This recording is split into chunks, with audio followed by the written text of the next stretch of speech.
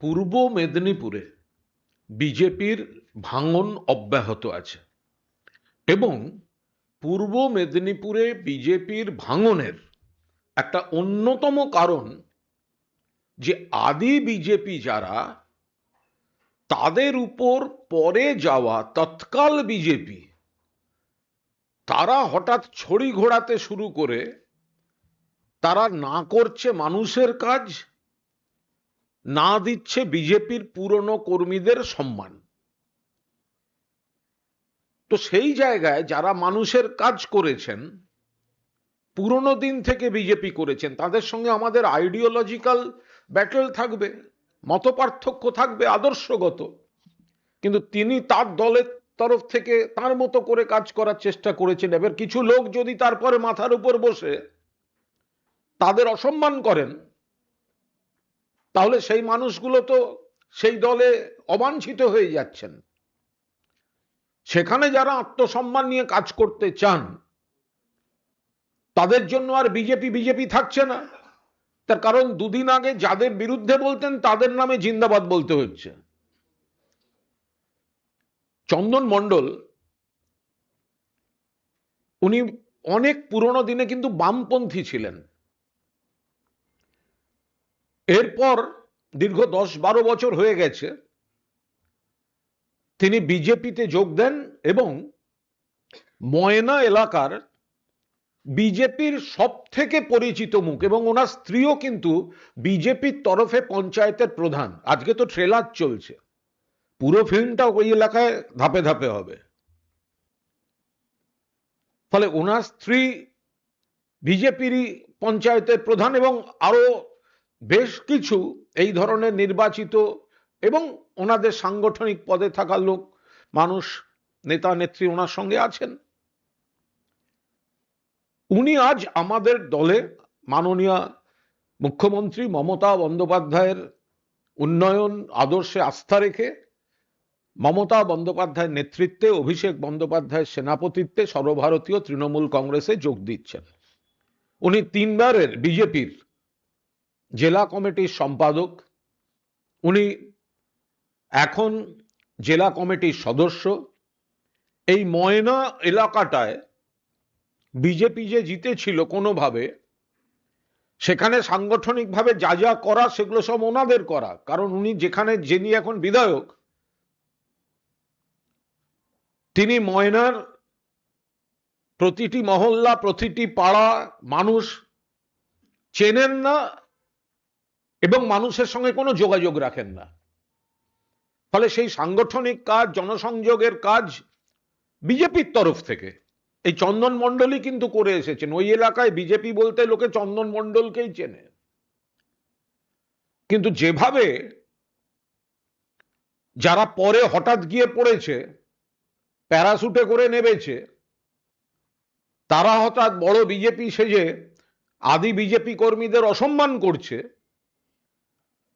সেই জায়গা থেকে চন্দনবাবু কাজ করতে চান। তিনি অনুরোধও করেছেন বেশ কিছু, যাতে সরকারি যা যা কাজ, উন্নয়ন, আরো ওনার এলাকার যা যা চাহিদা ইত্যাদি, বিধায়ককে তো খুঁজে পান না, বিজেপির বিধায়ককে মানুষ তো খুঁজে পায় না, ওনাকে ধরেন। তো উনি সেগুলো আমাদের দলের আলোচনার সময় সুজিতবাবু এবং ঊর্ধ্বতন নেতৃত্বকে উনি ওনার কিছু বক্তব্য জানিয়েছেন, সেগুলো দল বিবেচনা করে দেখছে। কিন্তু আজ মাননীয় চন্দ্রিমা ভট্টাচার্যর নেতৃত্বে, সুজিতবাবুর উপস্থিতিতে আমরা ওনাকে আমাদের দলে গ্রহণ করছি। আমরা আগে ওনাকে জয়েনিং করিয়ে নেব, তারপরে ওনার কথাও শুনবো এবং আপনাদের কোনো প্রশ্নের কিছু থাকলে আমরা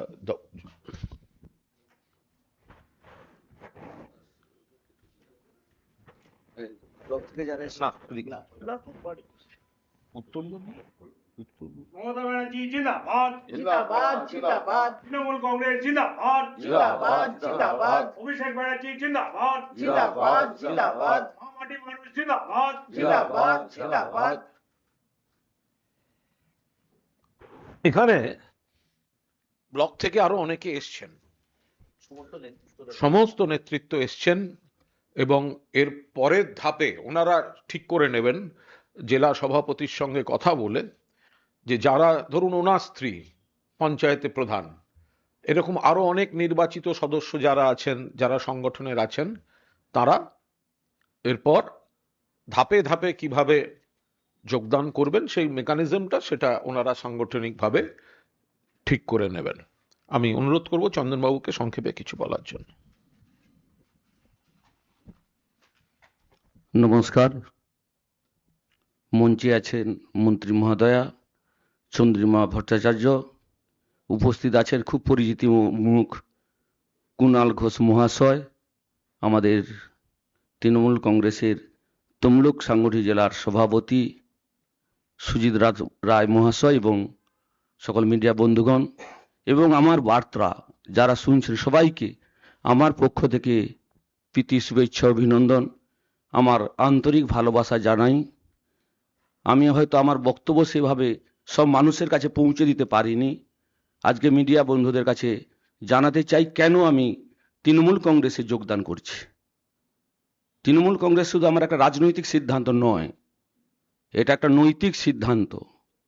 কারণ আমি যেদিন থেকে ছোটবেলা থেকে যখন থেকে আমার জ্ঞান হয়েছে, আমি ময়নার মানুষকে ভালোবাসি, ময়নার মানুষের জন্য কাজ করতে চাই। আমার শুধু একটা ইচ্ছে, অনেকের অনেক কিছু ইচ্ছা থাকে, আমার শুধু ইচ্ছা ময়নার মানুষের কাছে যেন আমি একটা পরিচিতি নাম হতে পারি।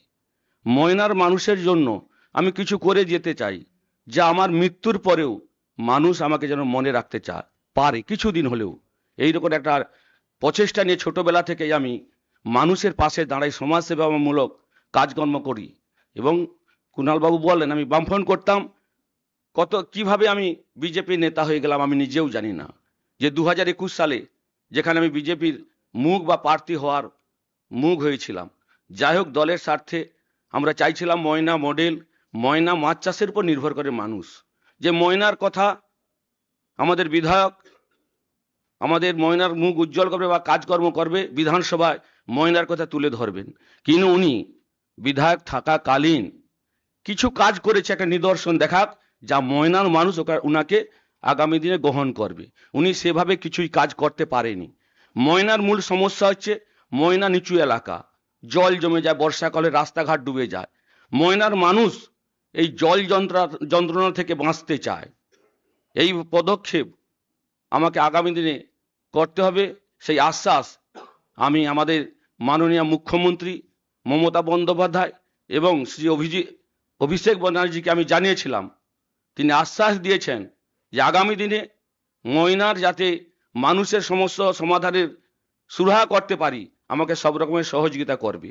ময়নায় যেমন বর্ষাকালে জল জমে যায়, সেই সাথে মাছ চাষের উন্নয়ন এবং ময়নার মানুষের মাছ চাষের জন্য মিষ্টি জলের প্রয়োজন, যা রূপনারায়ণ নদী থেকে নিয়ে যাওয়ার ব্যবস্থা করা এবং রাস্তাঘাটের সমস্যার সমাধান, চাওড়া রাস্তা। এই কাজটা যদি আমরা করতে পারি, ময়নার মানুষ এইটাই চায়, বন্যা থেকে মুক্তি চায়, টাকা পয়সা বা অন্যান্য সহযোগিতা কিছু না করলেও। এবং মাছ চাষের সাথে বহু মানুষ যুক্ত, কোনো মানুষ 99% মানুষ এই কাজের সাথে যুক্ত। তাদের জীবন জীবিকার পাশে দাঁড়ানো, বিশেষ করে যে আমাদের বাক্সা এবং গজিনাতে যে লক্ষ্মীর ভাণ্ডার বন্ধ হয়ে যায়, এটা খুব জনপ্রিয় প্রকল্প। এই প্রকল্পের মধ্য দিয়ে মায়েরা তাদের রুটি রোজগার মানে একটা মাসিক যে খরচের তালিকা তৈরি করে রেখেছে, টাকাটা বন্ধ হয়ে গিয়েছে, তারা খুব কষ্টের মধ্যে ছিল। আমি মাননীয় মুখ্যমন্ত্রীকে চিঠি লিখি এবং তিনি আশ্বাস দেন প্রকল্পের টাকা দ্রুত গতিতে আমাদের এলাকার মায়েরা পাবে। তারা টাকা পেয়েছে, কিন্তু এখনো 5-6 মাসের টাকা বাকি আছে। আমি আবেদন করছি যাতে এই টাকাটা তাড়াতাড়ি ছেড়ে দেওয়া হয়। আমাদের সত্যি গর্ব লাগে যে অভিষেক ব্যানার্জির সাথে আমি নিজেও কথা বলেছি, উনি দ্রুততার সহিত সেটা দেখবেন এবং ময়নার সার্বিক উন্নয়নের স্বার্থে আমার পাশে দাঁড়াবেন বলে কথা দিয়েছেন। তাই আমি সিদ্ধান্ত নিলাম ময়নার মানুষের জন্য আমি ভারতীয় জনতা পার্টি ছেড়ে তৃণমূল কংগ্রেসে যোগদান করলাম। আমি ভারতীয় জনতা পার্টির 3 বারের ডিস্ট্রিক্ট কমিটির সেক্রেটারি ছিলাম, এখন বর্তমানে আমি জেলা কমিটির সদস্য এবং ময়নার প্রথম ময়না থেকে প্রথম আমি ভারতীয় জনতা পার্টির ডিস্ট্রিক্ট সেক্রেটারি, ময়নার প্রথম আমি ব্লক কনভেনর। মানুষের কাছে আমি 2019 সালে করোনার পিরিয়ডে প্রত্যেকটা মানুষের বাড়িতে গিয়েছি। মানুষ আমাকে ভালোবাসে, তাদের আশীর্বাদ আমার পাশে আছে এবং ময়না আগামী বিধানসভা নির্বাচনে তৃণমূল কংগ্রেস জয়লাভ করবে। আমার নামে কুৎসা রটনা করলেও কোনো মানুষ বিশ্বাস করবে না, কারণ আমি প্রশাসনিক ক্ষমতায় আজ পর্যন্ত কোনোদিন বিলং করিনি। আমার মিসেস এই মাত্র 2 বছর 2.5 বছর হলো শুধু গ্রাম পঞ্চায়েতের একজন সদস্য। এখানে তৃণমূল এখানে বিজেপি যদি প্রচার করে আমি টাকা কোনো দুর্নীতি মুক্ত এসবের বিষয় কোনো নেই।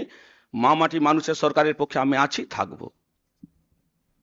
ঠিক আছে, দেখুন, ওনার যা যা আলোচনার সময় এসছিল, তো সেগুলো আমাদের দিক থেকে শোনা হয়েছে, বাকিটা চন্দ্রিমাদি বলতে পারবেন।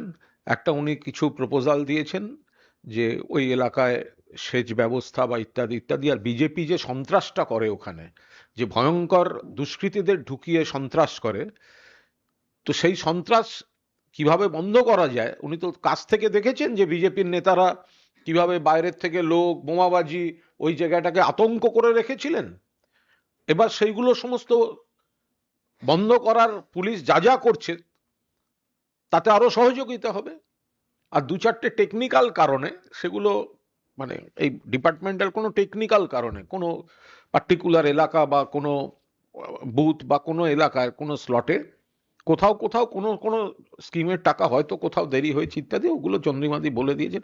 ওটা নির্দিষ্ট কোনো এলাকা বলে না, যেখানে যেখানে ছোটখাটো যে সব পকেট আছে ওগুলো নিয়ে কোনো সমস্যা নেই। ফলে সাংগঠনিকভাবে বিজেপির এটা বড়সড় ক্ষতি হলো, কারণ একজন আদি বিজেপি এবং যাদের উপর ভর করে ওই ময়না বাগচা এইসব এলাকায় বিজেপি নানা ধরনের কুকীর্তি করে বেরিয়েছে,